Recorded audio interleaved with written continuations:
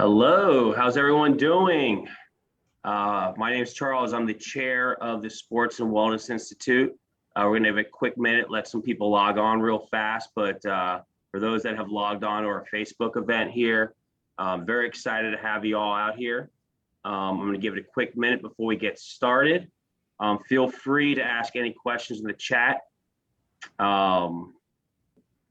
Again, my name is Charles. I'm the board member of the National Blood Clot Alliance, and I'm also the chair of the All New Sports and Wellness Committee. Very excited. It's our first, it's actually pretty cool. It's our first patient-to-patient event that we've had. Normally in the past, there's been medical doctors. This is folks who have had blood clots, caregivers, people who have been through it, and we're here for you guys. We're gonna have a good conversation today. We're excited to have Katie Hoff and Todd Anderson out here today. To start off real quick, the Sports and Wellness Institute, we're part of the National Blood Clot Alliance. It's been around for a while. And we found the Sports and Wellness Institute in October of 2020. And really, it's all volunteer-based. It's patients who have had clots, people who have been affected by family members with clots, who have had some part of having to overcome physical and the mental stress of going through it. And so we launched the Sports and Wellness Institute in October, and we've done a couple events. We did a 5K, we did a cycling race. It's been great talking with a lot of athletes out there at all levels, right? From professional down to amateur to recreational to weekend warriors. It seems like everyone's had some unique stories. And so the purpose tonight is really just to share our stories. And we want to keep doing this. So I encourage anyone who wants to who has any questions, or who has ideas for a future event, please, email us at info@stoptheclot.org. We want to continue this with information for you guys. So with that being said, I got some really cool people here today. First off, I'd like to introduce Mimi. Mimi McKinnon. She actually played college hockey over at Trinity, became a college coach, and now she works for the NFL. She's a survivor herself. She had a PE and DVT. She ran the New York Marathon, and she's a huge runner now, getting back into it. So Mimi, thank you for coming out here today. Also John Lasker. JT is a former D1 cross country and track athlete, still an avid runner. He currently works over at ESPN as the VP of Program and Acquisition. He's also the father of 4 amazing daughters. So he's what's that, girl dad, right? That's the hashtag. Girl dad, 100%. Cool. Myself, I'm a former college athlete myself. I played college baseball and ran cross country also at Stetson University. My wife's gonna kill me, but I did 1 week of cheerleading in college. So Megan, if you're listening, I had to throw that out there for you. I worked 20 years in the sports industry, Major League Baseball at the Marlins, college athletics, and myself, all 3 of us, Mimi, JT, and I all had blood clots. You're not here to hear us. We were excited to have our first ambassador of the National Blood Clot Alliance, 2-time Olympian for Team USA swimming, 3-time Olympic medalist Katie Hoff, her husband, Todd Anderson, who played in the NFL, was a Big Ten champion for Michigan State. They're here. Katie, wow, welcome guys. I appreciate y'all. Katie was in her career, 8 world champion titles, 18 international medals. She holds the record for the fastest 400-meter individual medley by an American. Again, 2 Olympics. Her first one, she was 15 years old. And amazing story. In 2015, unfortunately, Katie's career got cut short. She had a pulmonary embolism and clot. Since then, though, she's overcome it. I think that's the big story, too, is overcoming this. And she's going to talk a little bit, but she did a TEDx talk, Finding Relentless Spirit. You can look it up online. And recently, she came up with a book called The Blueprint. It's really her personal story of resilience. And the whole time, Todd's been by her side. I mean, I think the hard part right now is, you go through a blood clot, and how do your loved ones help you out? And Todd's been amazing with her. And so today we're going to talk to the 2 of them. JT and Mimi are going to talk through it a little bit, ask some questions. I encourage you guys to add questions in the group chat on Facebook. But Together, actually, pretty cool too. So they've started their own company called Synergy Dryland, which is really a support program for swim teams. They do programs, soft tissue work, mobility, stability, strength, power, sleep and nutrition, all that good stuff. So they've overcome this. I've overcome it. JT's overcome it. Mimi's overcome it. And for those of you who have had clots and blood PEs, let's have some fun tonight. So I'm gonna hand it off to Mimi and JT. Floor is yours. Katie, Todd, let's have some fun tonight. Before we get to the serious stuff, I am going to, we are only 16 days away from the Olympics, and Katie, I'm an ESPN guy. So it is my responsibility to corner you here and see if we can get some what to watch for. Charles mentioned I have 4 daughters at home. It is a tradition for us whenever the Olympics are on to sit around the TV and root for Team USA. But wanted to get some insight from you on what to expect, for Team USA coming into the Olympics this year, and any surprises we should expect, or any of the swimmers we should be looking out for. Yeah, I don't know if I can give you any like crazy undercover intel. They're training really hard in Hawaii right now. And one of my best friends, Allison Schmidt, made her 4th Olympic team, which is just amazing, truly incredible. So I am cheering for her the loudest, but that whole team's awesome. You have like 11 teenagers, I think, which I can truly relate to how some of them are feeling. Yeah. And Jackie is just one of the nicest, most genuine human beings you can ever meet. And the fact that she's going after so many gold medals and just, ready to crush it is going to be really fun. So I don't know if that's anything behind that's great. the scenes, but I think, it's kind of like my first Olympics where I don't have that feeling of like, I wish I was there. I have a feeling of just being, really, really proud and really excited to cheer on the team. Hopefully you can enjoy it this time around, and just from reading the blueprint, and knowing that there's a bunch of young men and women there, I'm sure you can relate to sort of what they're going through at this time, being 15, 16, 17 years old, such a young age to have that spotlight and pressure, if you will, on you, as you sort of described in your book. It's pretty incredible. Yeah, it's I have a feeling they're all going through a very big mix of emotions right now, like having fun, enjoying the sun, training, anxiety, excitement, all of those things wrapped into one. I think it's kind of cool though that the fact that there's so many of the youngsters there, in 04, it's me and Dana Vollmer was the other 16-year-old. Right. But after that, it was pretty much it. So I think it's going to be really helpful for them to be able to lean on each other.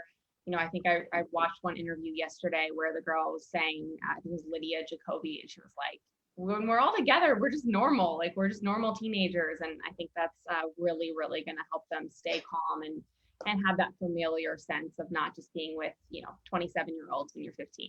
Which is teenagers are resilient, that's for sure. Yeah. All right, so let's get to some of the serious stuff and what we really want to talk about. I mean, Charles went through, Katie, your incredible credentials. And I think when most people look at, somebody like yourself, look at credentials like that, or see people like Mimi or myself or Charles, or even Todd, like, seeing people at the pinnacle of their sport or athleticism, sort of a model for health, in your case, an elite athlete, surrounded maybe by the best sort of support system and doctors in the world, and all that being true, Charles explained, you were still struck with a pulmonary embolism, which is shocking to hear, not just to go through it, but just for anybody to hear. So if you wouldn't mind, why don't you just tell us your story, what happened to you, what did you go through? And then Todd Mimi will sort of ask you a few questions in association to that. Yeah, absolutely. Yeah, I mean, I think that right there was the initial problem, right? I never even known what pulmonary embolism was before that, right? It wasn't like I thought that was something that, an athlete could even get. I think injuries, shoulder, back, that type of stuff that you deal with. And Actually, I was really fortunate throughout my career. I never really dealt with any major injuries that took me out for more than maybe a week or so. And so I was training in Miami and going, kind of making my comeback for Rio for 2016, and heading up into a really big meet that was, national championships. It was the meet that was really going to set me up in 2014 for world championships and bigger meets and experiences leading into the trials for Rio. And I remember now looking back, having some feelings of soreness. My mom even said, she's like, remember when you were talking about when you had like sore calves? And I think it was more specifically one. And I'm like, no, because I'm sore every single day. Like that's just part of it, right? And was prepping, swimming lights out. I had kind of some early onset signs, but that's me looking back now, knowing all the signs. At the time, no idea what was going on. Ended up flying 5 hours from Miami to California, which is where the competition was.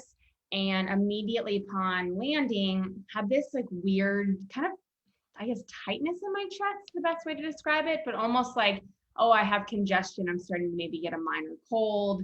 But remember getting in the warm-up pool that night and thinking, why can't I get, 10 meters off the wall, which for me would be a normal, super easy thing. And again, shrugging it off, like, whatever, like I have a huge meet in 3 days, like this is nothing. And I remember even texting him and being like, I kind of am starting to feel like a little weird, but like, whatever, I can't worry about it. And of course he's like, you're fine, you're fine, Yeah, you're fine. You were like, I think I have a cold. And I was like, well, you'll be okay. Yeah. Relax. Yeah. And I was like, okay, good. Like kind of just reaffirming it. And he was supposed to actually land there in California, like the night before I was about to swim. And in that period of 48 hours, it, progressed to more just like kind of like a sharp pain in my ribs. And I remember, again, texting him being like, okay, like this is now like a legitimate pain, and hadn't really voiced this to anybody else because, again, as that athlete mentality, if I voice this to anyone other than, my loved one or my parents, it just becomes real. And again, I remember being like, it's fine, and swimming the prelims in my first race, which was just kind of a tune-up race for my bigger races later in the meet. And it went from just kind of like a pain to feeling like someone was stabbing me in the ribs with a samurai sword is the best way I've described it. So much that I remember we were at dinner and I texted him from the bathroom like bawling, saying like, hey, like I can't even breathe. And then, passed out because I couldn't breathe, and I could tell the story for 45 minutes, but to speed things up, initially went to the doctor and he was thinking it was maybe an intercostal strain, which I remember thinking a strain, like I've pushed through strains before, like how weak am I if this is actually sidelining me? Ultimately had to pull out of the meet, which was devastating. Flew back another 5 hours, got diagnosed with pneumonia, asthma, all of these things where I'm like, I must be really mentally weak at this point because I'm still in pain. I'm still not able to breathe. And after about 7 weeks of just pure confusion, 3 or 4 doctors, different hospitals, like to the point where like, he'll tell this piece, like I was going to these alternative medicine doctors that like had me hit myself in the head with like a stick. And I'm texting him, I'm like, it's solved. Yeah. We're all set, babe. Like we're good to go. And he's, of course. Katie's a very all-in type of person. Yeah, really, like one day she'd be like, it's my diaphragm. They figured it out. Like my diaphragm, they stretch it out. I think I'm good. I'm like, you're totally right. And then, some guys hitting on the forehead like a spirit energy guy. That fixed it. We had a lot of solves, but every time he was like, "That's for sure it. You got this." Wanting me to be. I gotta go like full placebo effect at this point. Right. Well, the fact, I mean, two things there, just so people make sure people heard it, is number one, and this is just amazing to me because I went through something very similar, is that you actually jumped in the pool, that you actually, through this process, while you had seemingly the embolism, you did actually go in the pool. I don't know how I would have ever done that, regardless of what kind of shape I was in. And the fact that the duration of your episode until they finally, came to a conclusion was 7 weeks, which is unheard. I mean, I think it's unheard of, maybe not, but it's an incredibly long time. I think a main issue was like like what she was doing in her sport, like she did a sprint faster than normal. It's like a short race that when it happened, like when it flared up, and it like timed up perfectly where that would make a lot of sense for a strain. So Yeah. every single doctor we went to, you know, medicine's almost like a choose your own destiny type book. You know, it's this or this. It kind of like siphons out. So, you know, when you go down these lists of these algorithms, you know, it just didn't make sense that it'd be a PE. Yeah. And that's what we dealt with all the time. Yeah, the whole time. And then obviously, I do think, again, I don't know, I think it definitely started as one, and then because of the length of time that it went, like maybe it, you know, I ended up having two at the bottom of my right lung. And it was just like, even just laying on my back and sleeping. But of course, like, I'm like, well, I got to keep going to the pool because no one's telling me, like, someone's telling me I have pneumonia. Here's a Z-Pack all set. You know, I didn't think that it was anything. Obviously, if I'd known how serious it was, I wouldn't have been jumping in the pool. But finally, I just was like, okay, I'm either going crazy or just we have not exhausted all possibilities. Like, doctors were coming into me at University of Miami being like, your resting heart rate's 39. You look healthy. What else do you need? You know, and that was, I think, the biggest frustration of just feeling so, just the opposite of feeling acknowledged. It was just like, okay, like you're building this up. When the rest of my career, I viewed myself as being able to push past, you know, physical pain. And finally, I just went into my primary doctor and I was like, there's something, there has, like, please be something.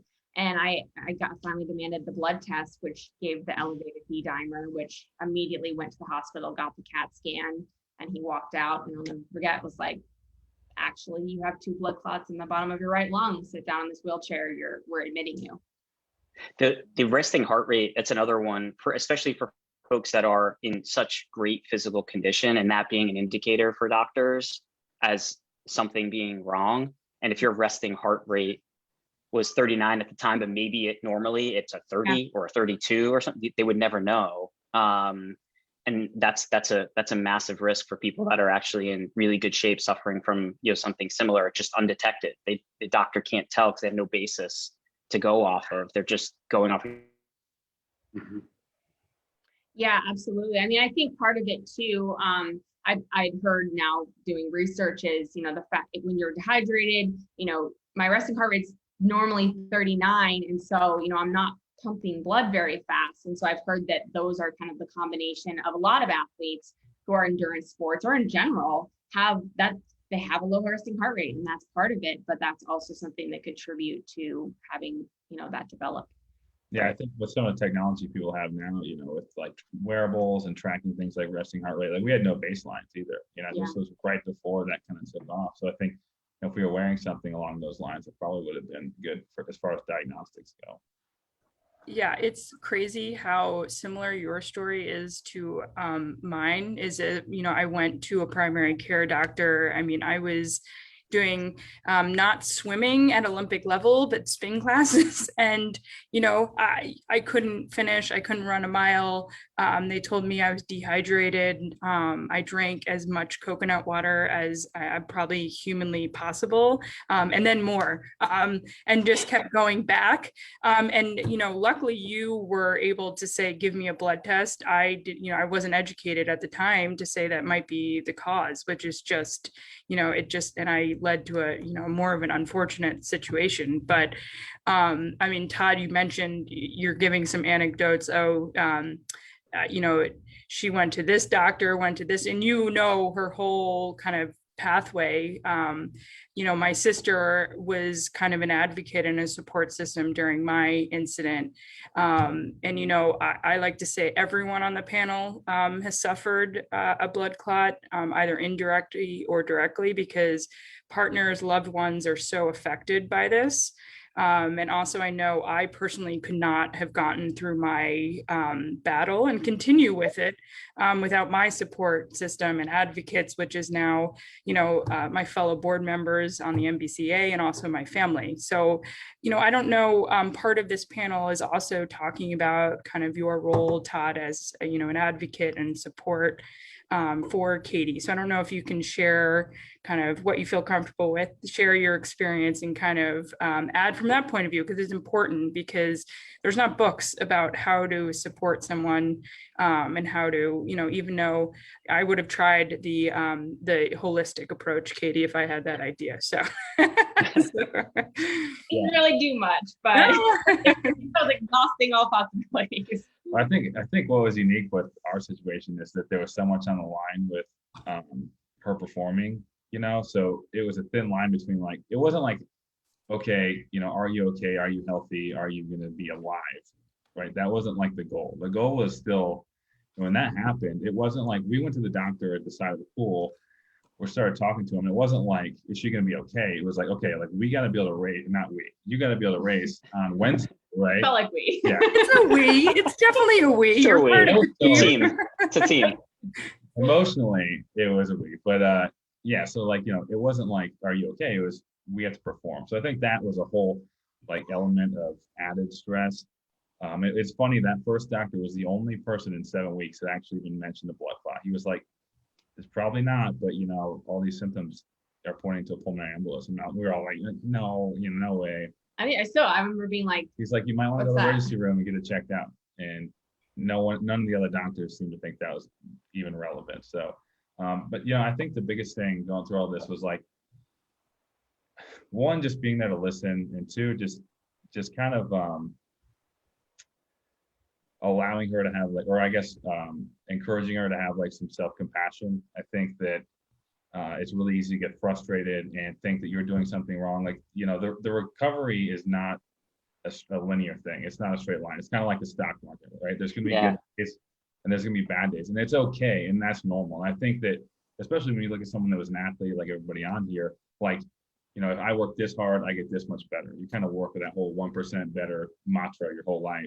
And I think, that's not how the recovery works. So you want it to work that way. You want to do the right things. You want to, do everything you were taught, all the exercises, everything the doctor's saying, but that's just not realistic. So I think, encouraging compassion and just the understanding, like, the process is about to unfold, like, it's a little bit unknown, and that's okay. And you just understand there's going to be good days and bad days. yeah, he's like I'm like the, oh my God, super hyperactive and, like, crazy and stressful. And he is like the compassionate, patient rock of this relationship. Well, don't worry. The rock went down to the bar every time she went to sleep during the swim meet. I was straight down. Don't worry, my parents did that. My family did the same thing. It's okay, understandable. All in, and then she'd, like, finally fall asleep. I'm like, I'm going down right now. Yeah, and you mentioned something so important, that it's not a linear, and I think everyone that is a survivor will always have that with them, and always carry a little bit of doubt, a little bit of worry with them. It took me, it's been 6 or 7 years since my incident, and I still have moments where I say, oh, it could be this, or you could be back again. So it's every day. It's always, at least in the back of my mind, that it's a and I was joking with Katie about her killer workouts, so but it's something that you have to work through every day. So And I'm curious, I mean, Mimi, it's been 6 years for you. Charles, I think it's like 8 or ish, 12, right? yeah, Maybe 12 12. for me, yeah, Sorry. And Katie, it's about 6. It sounds like for you as well. It's only been a year, or just short of a year, for me, and I deal with almost every day, what Mimi is talking about. And I've heard Mimi talk a lot about, the sort of post piece, and always sort of dealing and trying to sort of manage your life with this sort of hovering in the background, right? And always guessing, the next time you're doing a workout and you do feel a calf strain, or you do feel a twinge, or you feel like you're not up to snuff today, like you just don't have the the oxygen or the air. Yeah, I'm curious, Katie and Todd, you too now, like, just knowing what now you're thinking about yourself and how you might personally be affected by it. But I wonder how it sort of surrounds your life today. Like, is it something that you think about or are reminded about in your daily life? Yeah, I mean, I feel like from the of course, from the performance side, like I've had episodes where, I mean, during quarantine, we would be running outside and like I just would randomly get more out of breath than normal. And so, you know, and I get really, it's like kind of like I think I've mentioned to you guys offline of, it's like this trigger response, because when I was trying to keep going after my experience, and I tried to go for about 8 months in the pool, every single time I would get out of breath, I would just break down and start crying. And crazy enough, the same thing happens. And I just keep trying to push and keep trying to go forward. And he's there like, let's stop. Like, what are you doing? You know, like, you crazy person, like, let's just stop, relax, it's okay. But I just have that same, like, I kind of revert back to that same feeling, that same mindset. Like, it almost happens without me even understanding why or realizing, until I kind of step away and I'm like, okay, that's probably why. And then I think you can speak more to, I do experience swelling sometimes, you know, anytime I get on a flight, he's like, where's your water? Chug water, like shoving it in my hands. And so, yeah, there are definitely things. And, you know, I think for me, the biggest, you know, worry beyond all of that is just understanding the risks that go into pregnancy. And, you know, that's something in our near future. And so that is something particularly that I think about and worry about sometimes, for sure. Which is also very normal too. I think we all go through it. Even 9 years later, my calf hurts. I'm like, my wife's like, calm down, right? And yeah. I mean, even half the time, you know, I'm concerned, you know, if we're working out and stuff, and you know, she's getting out of breath, and or like you said, the hydration stuff, flights, everything. She's kind of like blinders on. That's what made her great in the pool. But sometimes, you know, some of the subtle reminders for hydration, things like that, have been like definitely a more involved part of our life since that point.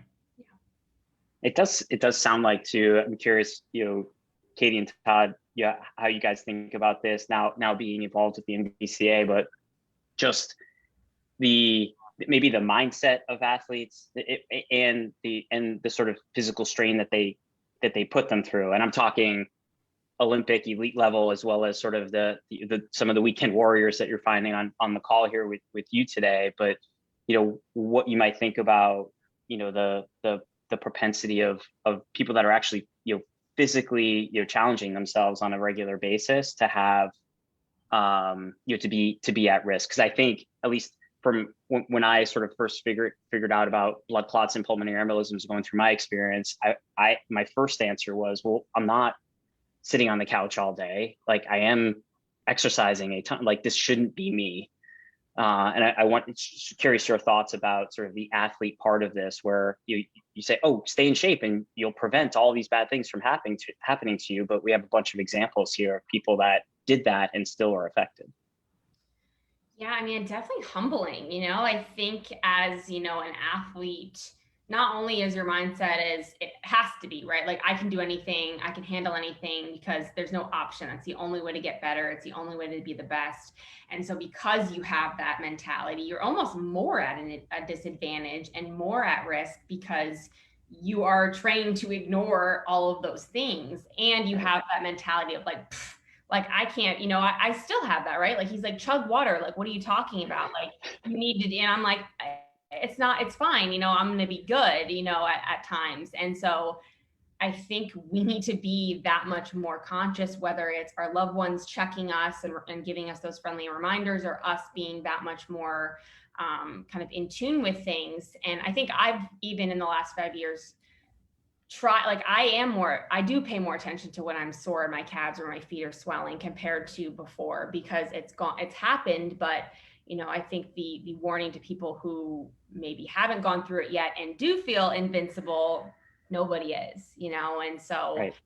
That's the piece that I've definitely learned. And I don't think that's a negative thing. Like, we're all human. We all can, you know, break down and have these crazy things happen to us. And so it's just a lesson. And, you know.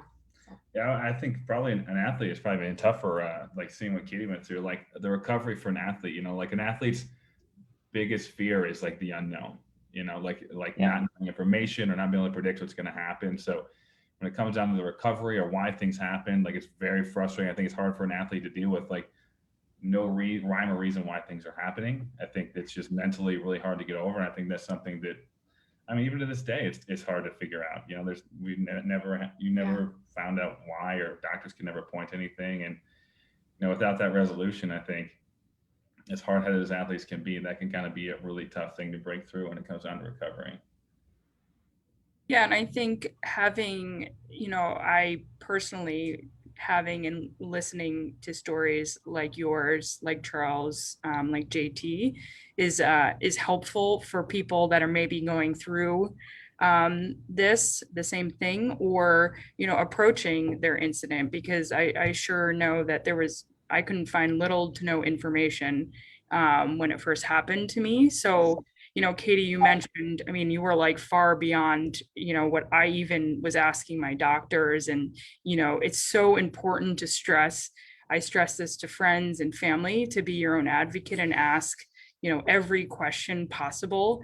And you know, when you don't feel right. So, you know, you just know you don't feel right. And, you know, you were so smart to keep going back. You know, so many people are not smart enough to keep going back, or not, I shouldn't say smart enough, but just don't know better. You know, they have a doctor telling them, you know, you're fine, you have a cold, you know, go take a Z-Pack. You know, and unfortunate, it leads to other, you know, other outcomes. But can you just talk a little more? Because I think this panel, and hopefully people watching, is so important to stress the advocacy piece, and just, you know, being your own, you know, reading up on it and having knowledge about what is actually going on. If you or Todd could share just that piece of it, that would be awesome. Yeah, I think there's two things one, I think I was very lucky in the fact that in my mind, you know, say I was, you know, my job was a lawyer and, you know, my job wasn't to be a professional athlete, I think it would have been a lot, I don't say easier, but I would have felt like, okay, well, this is happening, I should listen to the doctors. I wouldn't have had this, I think, desperation to me where it was like, yep. I don't have an option. Like, this is my job. The Olympics are coming up. Like, I have to solve this. And for me in that moment, which again, like if I had known it was blood clots, I would have known that it was a life or death potential situation. But in that mode, it was like, something's wrong with me. It's preventing me from performing at my occupation. I need to keep pushing. I don't know if you knew it was a life or death situation. I didn't. Let me give you an example. After the doctor was like, you're gonna have to be on blood thinners, she goes, is that going to slow me down in swimming? That's great. I was like, she's like, does it affect the volume of your blood? I was like, no. That's a great question. Well, Katie, they should have just, they should have told her it was going to make her faster, and then she would have taken it immediately. All of it. I mean, that is a legit question. I know for me, you know, I play baseball on the weekend still, and the first thing when they said blood clots, I go, can I still throw? Like, right. Mindset is, can I still do it? Right. That's what we're trained at any level. So. Yeah. And Katie. Thank you. And I think that was a lot of what drove my kind of obsessiveness about, you know, Mimi. I don't think it was that, you know, I don't think you would have done the exact same thing in my position. And so I don't think it was anything to do with me and having this like relentless attitude. It was just like, I have no choice. Like, I have to get back in the pool, and how do I do it? And so I'm just going to keep knocking down doors until I figure that out.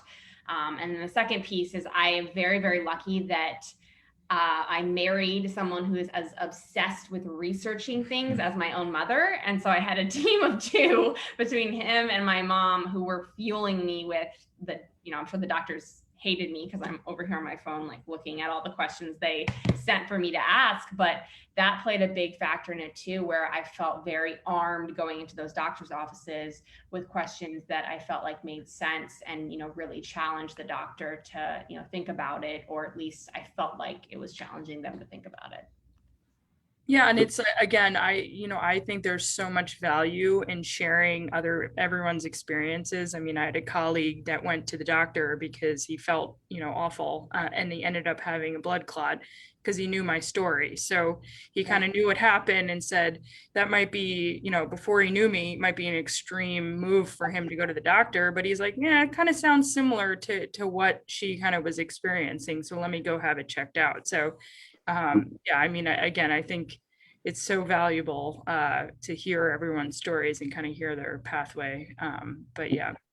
And that's part of the, you know, the reason, right, for having stoptheclot.org, you know, the NBCA, the Sports and Wellness Institute, you know, all to sort of, you know, not everybody is going to be blessed to have, you know, Katie's support system or the support systems that some of us have had. We need some place to go, and they need something to help them get ahead of this. If not get ahead of it, then be able to ask the doctors and get to the bottom of what's happening to them. And hopefully we're going to make some progress here on making that a reality. For sure. Yeah. I mean, and even now, like having been in that, you know, kind of in that mindset and in the environment for 6 years, I'm still finding out people that had a DVT or PE. And I'm like, really? They have that? You know, I think it's crazy that even with the support system I've had, which is so fortunate, I can't imagine not having that. I still felt throughout the process, like I must be this island of one. What's wrong with me? And then after the fact was worse. You know, I felt like there were some, you know, random stories out there where it sounded like the athlete or the person had the experience. They took the blood thinners, they moved on, and they were all set. And that was not my experience. And now I know that's actually the opposite. So many people are having, you know, varying degrees of issues, whether it's physically, mentally, emotionally. And so that's the piece that I think I'm the most passionate about, because I felt so like a freak, kind of like, what's wrong with me? Like, why can't I bounce back? And that was really, really tough. So true. I talked to our, you know, I call them our teammates, right? It's just the Sports and Wellness Institute, and everyone feels the same way, Katie. It's why me? Why am I the one? And then the stories are so similar, and we talk for hours sharing stories, and okay, now we have to figure out how to move forward, but it's okay, because it's amazing. There's so many people out there who've gone through what we've gone through. So it's been pretty cool to talk to these people, right? To talk to each other and share stories. JT, you had something? I'm sorry, Ben. No problem. I mean, I was just gonna to sort of play this forward, and you know, with Katie's, you know, involvement and in partnership with Todd here and on being ambassadors for the NBCA and Sports and Wellness Institute. I was curious what they thought, you know, their involvement would help bring. Like, what does you have to put it in Olympic terms, what does sort of the gold medal sort of target, you know, look like here for you guys?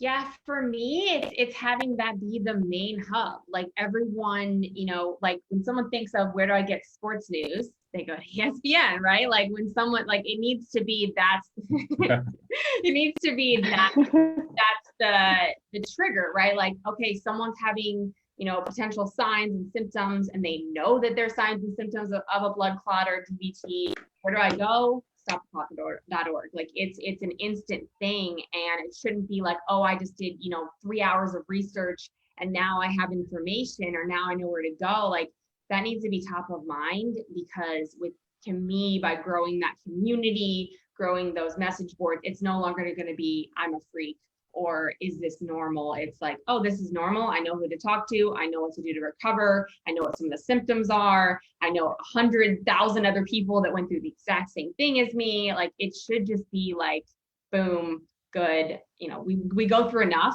That piece should be the very easy piece. And right now it's not. Yeah, I'd love to see a branch for, like you said, like caregivers. I'd love to be involved and see, you know, as much as the person with the actual PE is researching stuff, you know, I think the mental piece is often overlooked, and that's probably like the 80% of the actual issue. And I think there's a lot of techniques with, you know, the way that some of the psychology has evolved over the years. I think there's a lot of research out there, and I think a lot of things hopefully we can provide to these caregivers to really like set their loved one up for success and provide an environment that's going to be, it's never going to be easy, but the optimal environment for as quick a recovery as possible. Yeah, that's awesome. Real quick, for those of you guys watching, we do want to open up the chat for questions for Katie and Todd. So put some questions for them. I know there's a couple questions about Xarelto and things popping through, but anything specific for Katie and Todd, please pop in the chat. I know Tom had asked a question in general to Katie, kind of going back to after your PE. Did you think it was possible to achieve a level of training that you had both psychologically and physically? If you can kind of backtrack to that a little bit, and kind of go through that mindset of, did you think you can come back once you knew what you had? Yeah, I mean, right after I was like, okay, great. Like we've got a year, like Rio's still on the table. And something that happened actually that not a lot of people know of is I was still having issues even after I was thinking, okay, I've taken the blood thinners now. It's been enough time where the doctors say they should be dissolved. Okay, scar tissue buildup, but like I still should be okay. And then my thymus gland, which I didn't know anything about what the heck that was, is supposed to be super small when you're an adult, and it's not supposed to grow. And mine had grown to twice the size. So then I had to go through and have surgery, actually right before our wedding. We got married in summer of 2015. And, I was actually psyched. I was like, this is the correlation. This is why the blood clots happened. Like, awesome. Like, you take this out. And, unfortunately doctors couldn't say if it was a causation, correlation, any of those things. And at that point, there was some recovery with that. And it was still breaking down at the end of races, meets. And at that point, I think around that period, like I actually had a massive breakdown. He was asleep, but a massive breakdown on our honeymoon, because it kind of came to this realization in summer of 2015 that this may not be a possibility. The surgeon had called me and said, your lung capacity is definitely decreased, 3 to 5%. So like, you're still alive, great, but like, I don't know if, Olympic level kind of success is on the table. And that was the moment where I'm like, is this worth it? Like, I'm miserable. I'm becoming depressed. Like, I'm crying on my honeymoon. Like, this is not worth it. And at that point, it was like, all right, I think I need to really consider this and see what my options are. Interesting. So I got a question actually. So the book, great book, by the way. If you guys haven't checked it out, definitely get it. It's definitely a good read. Talk to us real quick about that too. I mean, obviously it's, what you've come out with lately, but it's Resiliency, the Blueprint. Why'd you come with the book? That's a great question. I mean, more than the book, I probably, and obviously I got competitive of wanting to be successful and have a lot of people read it, but so much of it was so cathartic for me. I had so many things in my career ending on a note that wasn't of my own consent, of just things that happened in my career. And I really just pushed it and shoved it all down. Like, I hadn't embraced it. I hadn't come to terms with things. And finally, I got to a point where I felt like, okay, I think I'm ready to really put out my story and hope it impacts others that are maybe going through tough times or ups and downs. And so I just decided to go for it. And I really needed a coach. Like, I tried to do it myself. I wrote like 40 pages, and the ghostwriter I partnered with was like, this is surface level. Like, you didn't push. All right. So I went through that, and it really helped me. It helped me just grow and move forward. And I still have my days, but I'm really proud of the book because, I think the greatest compliment I've been given from people is, hey, I've been going through some stuff. I bought your book, I read it, and it really helped. And that's really the best thing that could have come out of it for me. And not only now the book, but you guys have now started a company, which I think it's about the year anniversary. It's called Synergy Dryland. So give us some insight into what's behind the name of Synergy Dryland. Yeah, I'll let you do that one. I mean, it's kind of a corny name. It's not the most spectacular name, but the whole idea is like, a lot of times with swimming, there wasn't like a synergy between the out of water training, like the strength and conditioning side, and like the volume done in the pool. Like, a lot of times, not every program, but a lot of times the strength and conditioning coach and the swim coach are kind of on two different wavelengths, not a lot of communication. So, our plan was really to come up with like a holistic 360 view of an athlete with sleep, nutrition, mindset, strength conditioning, and pool stuff, combine all those things, and then align them with what's going on in the water, right? So just making sure that you're managing volume, you're managing the load on an athlete, and just making sure they're performing it at a high level. Because I think there's a big opportunity in the swim community to really utilize some of these new modalities in the athletic performance world. It's kind of a slow adapting sport, so trying to inject some new ideas. Yeah, love it. And how do you guys pull in this experience that you've had into now dealing with these? I would assume high level or elite athletes here. Maybe not dissimilar to yourself, Katie. But how are you guys talking to them about blood clots, or getting them prepared for prevention or otherwise?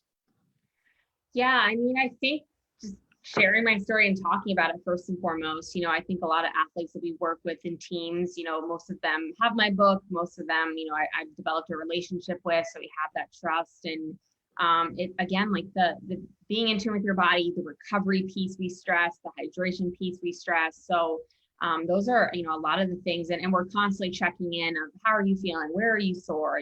So I think being able to have that really open dialogue with these athletes, with these teams, we're constantly checking in just because that's what's needed to be able to adjust and pivot and continue to grow a program and an athlete.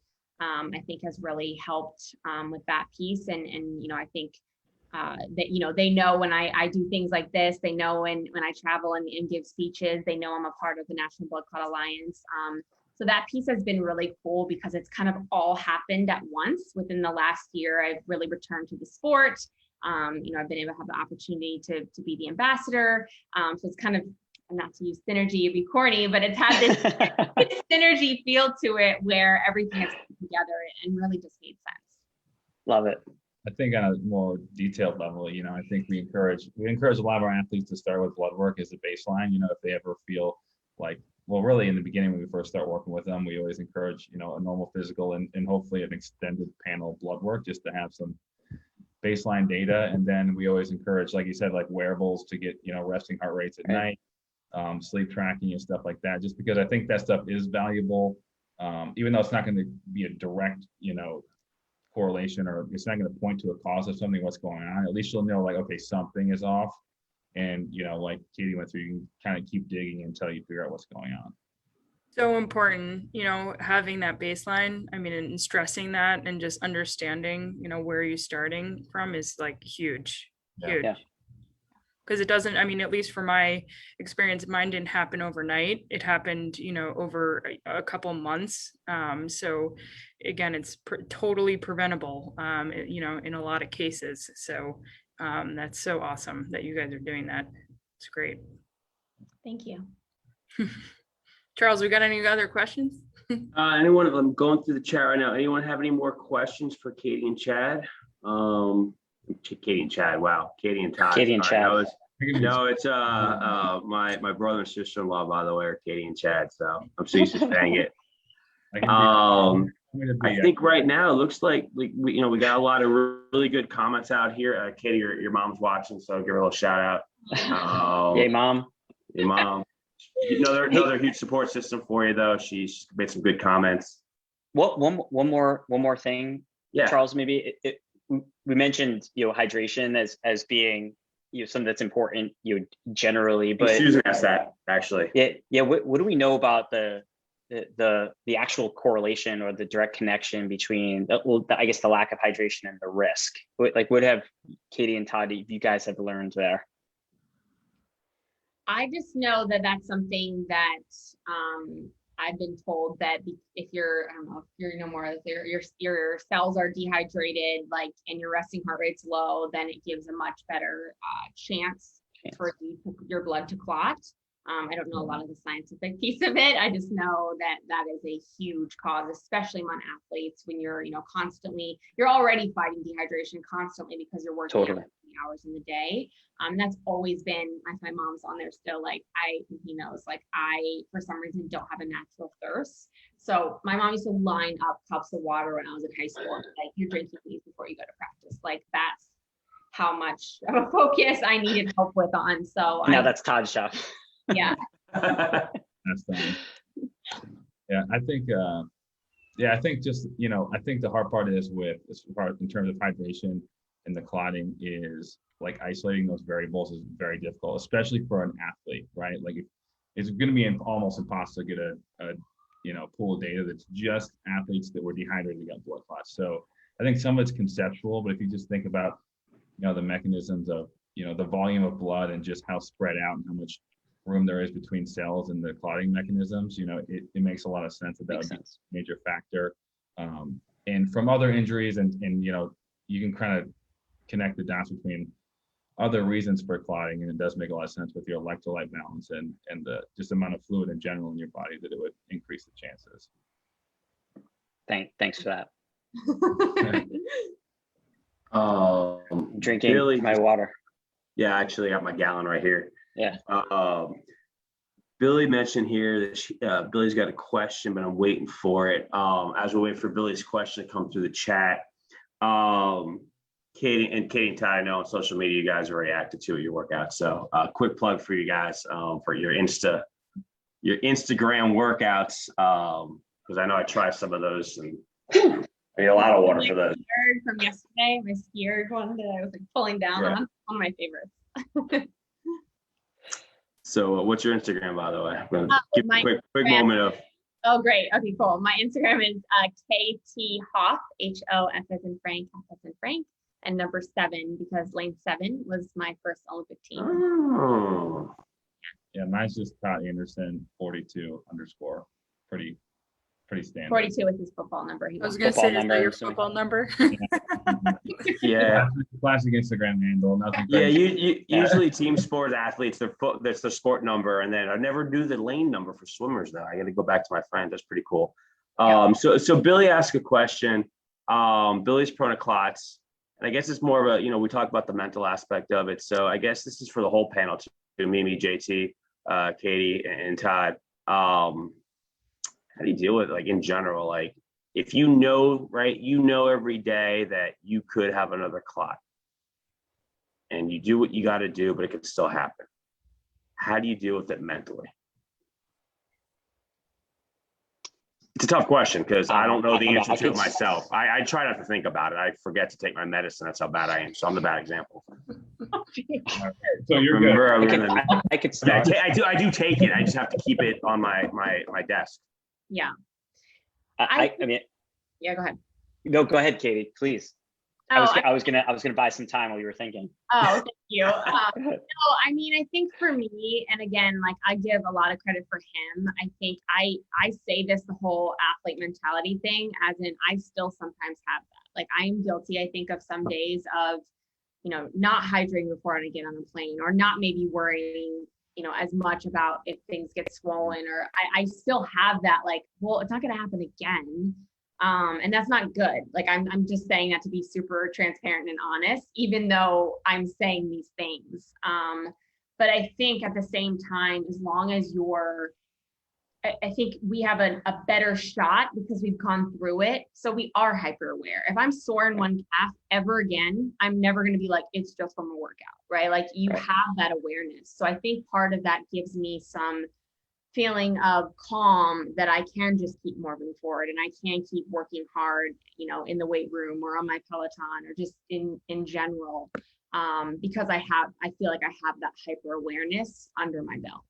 And so I think that's how I'm able to just, move forward. And I'm lucky enough that I know I have a partner in Todd that, if I am being a little like out to lunch certain times, he's going to be like, like get your butt in the hospital or go to the doctor. So I am fortunate with that support system, but, you've gone through it. You'll know when there's signs for sure.